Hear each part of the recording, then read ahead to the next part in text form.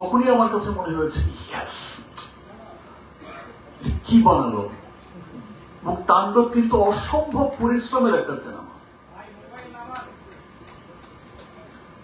তাণ্ডবের ফাইট যেমন অসাধারণ হয়েছে, গান অসাধারণ হয়েছে, স্টোরিও অসাধারণ স্টোরি। আমি তাণ্ডবের শিল্পী হয়েও আমি মন্ত্রমুগ্ধের মতো দেখেছি। দেখেই মনে হয়েছে কি চমৎকার সিনেমা। তাণ্ডবের এন্টায়ার টিম, তাণ্ডবের director Raihan Rafi, script writer Adnan সামনে বসা, আমাদের ডিওপি তাসিন, এবং এই যে আমার টিমও এখানে বসা, এই যে কস্টিউম, এই চমৎকার চমৎকার কস্টিউম করেছে সান, আমার মেকআপ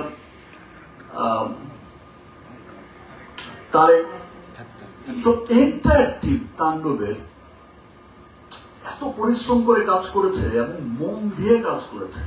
এবং তাণ্ডবে এত বড় বড় আর্টিস্টরা এখানে কাজ করেছে, আমার নিজেরই মাঝে মাঝে আমি কি ঠিক করছি, রাফি ঠিক আছে তোমার, কার কথা বলবো তাণ্ডবে? আফজাল ভাই,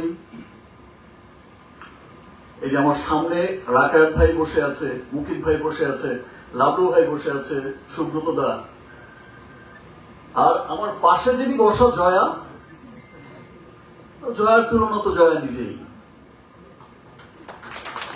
অসাধারণ অ্যাক্টিং করেছে। এবং এই পাশে আরেকজন যিনি বসে আছে, অলরেডি লিচুর বাগান দিয়ে